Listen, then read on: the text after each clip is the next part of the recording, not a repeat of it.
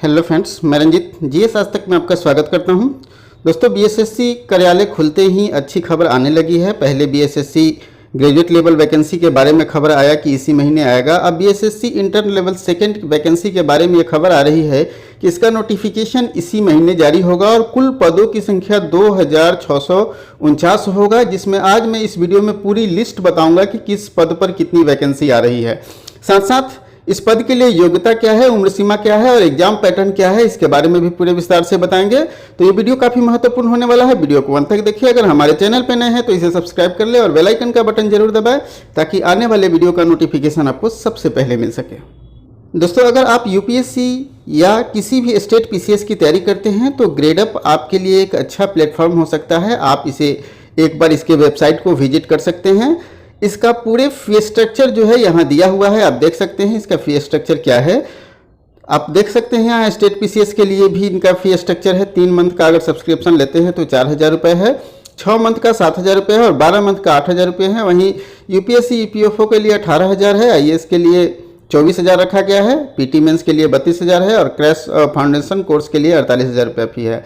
दोस्तों, अगर आप चाहते हैं कि हम आईएएस और पीसीएस की तैयारी करें तो आप ग्रेडअप देख सकते हैं, अच्छा प्लेटफॉर्म है और भारत का सबसे फास्ट ग्रोइंग और लार्जेस्ट प्लेटफॉर्म है। साथ साथ अगर आप हमारे कूपन कोड से ज्वाइन करते हैं, जो मेरा कूपन कोड है जीएस आज तक 50, तो आपको इन फी में 50% का डिस्काउंट मिल जाएगा। अर्थात जो 4000 का कोर्स है वो आपको 2000 में मिल जाएगा, जो 18000 का कोर्स है वो 9000 में मिल जाएगा।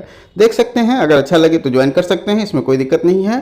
तो चलिए जानते हैं BSSC inter level second vacancy के नोटिफिकेशन के बारे में। दोस्तों, आज का ये दैनिक जागरण का एडिशन है, पटना एडिशन में आप देख सकते हैं कि बीएसएससी बड़े स्तर पर नौकरी लेने जा रही है और द्वितीय इंटर स्तरीय संयुक्त प्रतियोगिता परीक्षा के लिए आवेदन की प्रक्रिया शुरू करने जा रही है। ठीक है, तो बीएसएससी ने द्वितीय इंटर स्तरीय परीक्षा के लिए आवेदन लेने की प्रक्रिया प्रारंभ कर दी है और बीएसएससी 1 दर्जन विभागों में इंटर स्तरीय सहायक लिपि, आशुलिपिक, निम्न वर्गीय सहायक, भाषा सहायक के कुल 2649 पदों पर वैकेंसी लेगी। तो पूरे विस्तार से जानते हैं खबर को।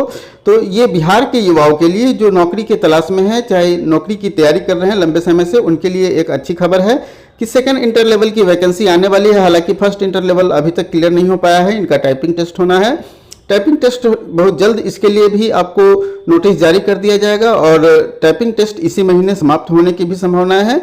लॉकडाउन के कारण क्या था कि कार्यालय बंद हो जाने के कारण ये वैकेंसी नहीं आ पाया, क्योंकि ये वैकेंसी बहुत पहले आनी थी लेकिन कार्यालय बंद होने के कारण नहीं आया। लेकिन अब जो है कोविड के कारण जो बंद किया गया था उसे कार्यालय खुले हैं, तो अच्छी खबर आनी भी शुरू हो गई है।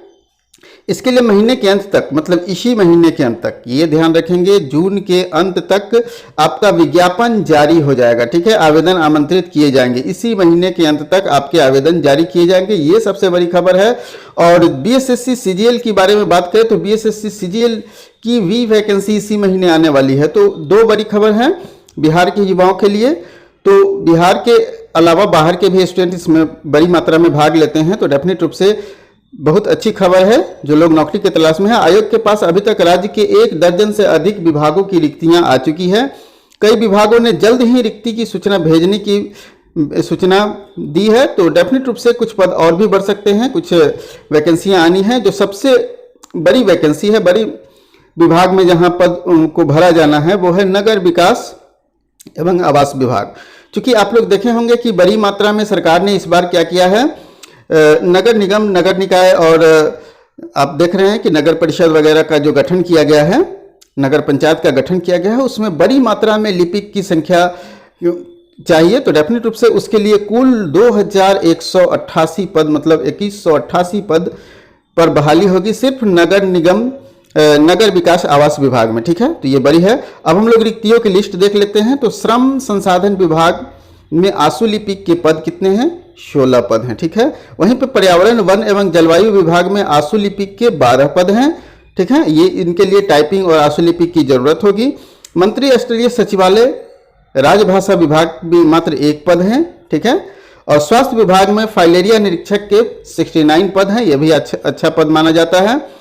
वहीं मंत्रिमंडल सचिवालय राज्य भाषा विभाग में सहायक के जो सहायक अनुदेशक हैं, ठीक है, सहायक अनुदेशक, इसके लिए भी 7 पोस्ट है। वहीं मंत्रिमंडल सचिवालय राजभाषा विभाग में अनुदेशक के जो पद हैं वो 7 हैं। वहीं पे श्रम संसाधन विभाग में निम्न वर्गीय लिपिक के कुल 54 पद हैं। यह भी एक अच्छा पद माना जाता है।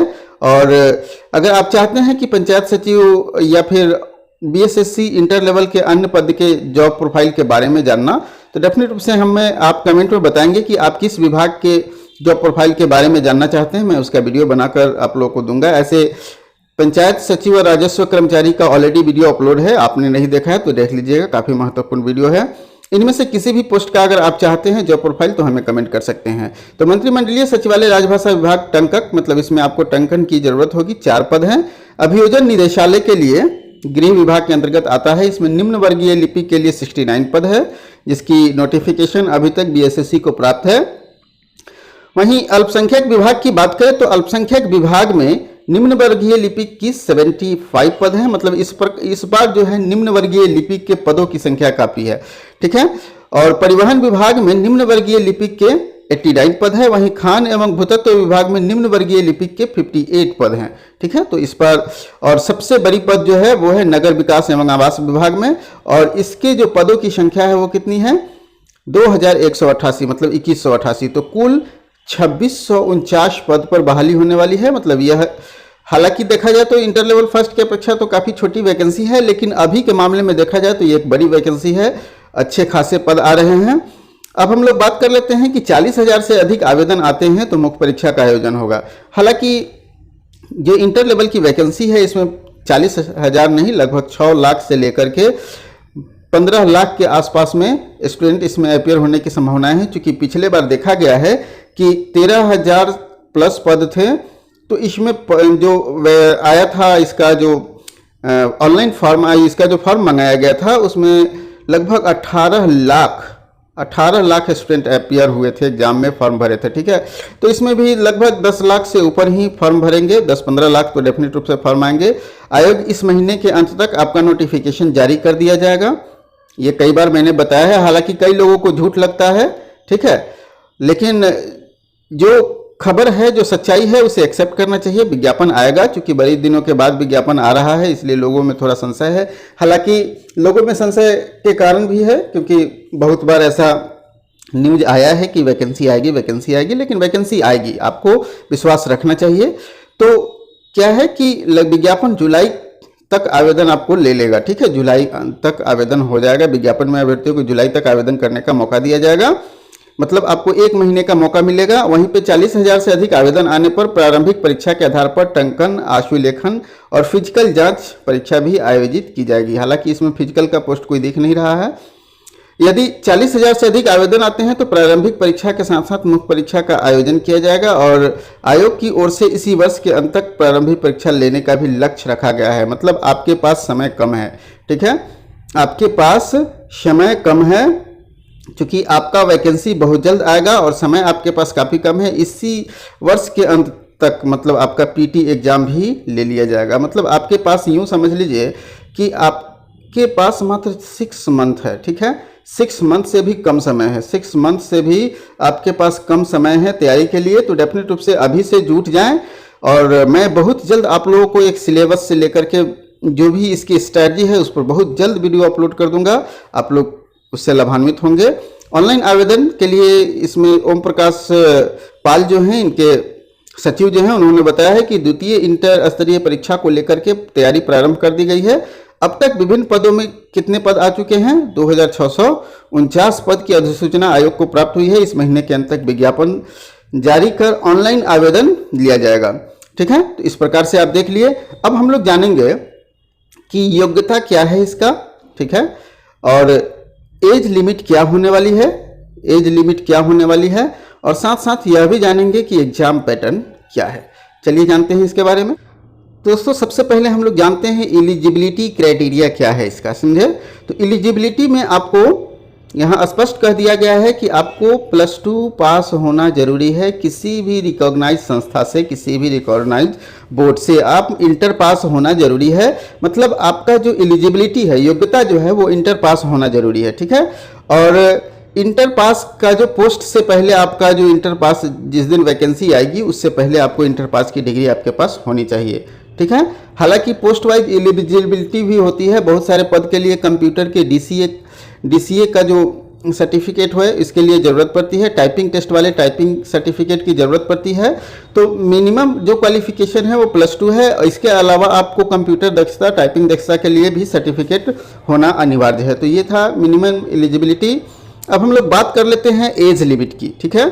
तो हालांकि 2014 में वैकेंसी आई थी, उसके बाद कोई वैकेंसी नहीं आई है। तो अगर ये वैकेंसी आती है तो संभावना है कि 2015 से आपके एज लिमिट को काउंट किया जाए, ठीक है। संभावना पूरी है कि 2015 से एज लिमिट को काउंट किया जाए। तो वैसे तो जो लोग 2015 में 18 वर्ष पूरे कर लिए होंगे उनको फॉर्म भरने की अनुमति होगी। दोस्तों मैं आपको बता दूं कि अगर ये वैकेंसी में 2015 से नहीं देता है, अगर अभी से देता है, तो आपका मिनिमम जो एज लिमिट होना चाहिए वो आपका 18 से 23 वर्ष के बीच होना चाहिए, ठीक है। सभी पोस्टर के लिए यही है, 18 से 23 वर्ष 37 वर्ष आपका होना चाहिए। 18 से 37 वर्ष इसका रखा गया है जनरल वालों के लिए। वहीं पे 18 से 40 वर्ष जो है वो रखा गया है आपका ओबीसी के लिए, और 18 से 42 वर्ष जो है वो रखा गया है SC ST कैटेगरी के लिए। तो ये है एज लिमिट। अब हम लोग एग्जाम पैटर्न की बात कर लेते हैं। दोस्तों एग्जाम पैटर्न में आपको बता दें कि पीटी के बाद इसमें मेंस का एग्जाम होता है, उसके बाद आपका टाइपिंग टेस्ट, ठीक है। अगर टाइपिंग वाले पोस्ट में है तो टाइपिंग टेस्ट, या फिर उसके बाद फिर आपको डॉक्यूमेंट वेरिफिकेशन, ठीक है, डॉक्यूमेंट वेरिफिकेशन होगा। तो इस प्रकार से लगभग ये मुख्य रूप से 2 चरण होते हैं, पीटी और मेंस। उसके बाद टाइपिंग, जो लोग टाइपिंग वाले पद को प्रायोरिटी देते हैं उनको टाइपिंग देना होता है, ठीक है। और आपके डॉक्यूमेंट वेरिफिकेशन में ही आपके कंप्यूटर दक्षता से संबंधित सारे डॉक्यूमेंट्स को देखा जाएगा। तो इस प्रकार से मुख्य रूप से पीटी और मेंस ही होता है। इसके सिलेबस से संबंधित अगर आप वीडियो चाहते हैं तो हमें कमेंट करके जरूर बताएंगे। मैं बहुत जल्द इसके सिलेबस से संबंधित आपके वीडियो ला कर दूंगा, ठीक है। तो दोस्तों आज के लिए इतना ही। हमें पूरी उम्मीद है कि ये वीडियो आपको पसंद आया होगा। वीडियो पसंद आया हो तो लाइक कीजिए और दोस्तों के साथ भी शेयर कीजिए। और अभी तक आपने अगर हमारे चैनल को सब्सक्राइब नहीं किया है तो BSSC inter level 2nd exam की तैयारी के लिए हमारे चैनल को सब्सक्राइब कर सकते हैं। तो आज के लिए इतना ही, फिर मिलते हैं अगले वीडियो में एक नए टॉपिक के साथ।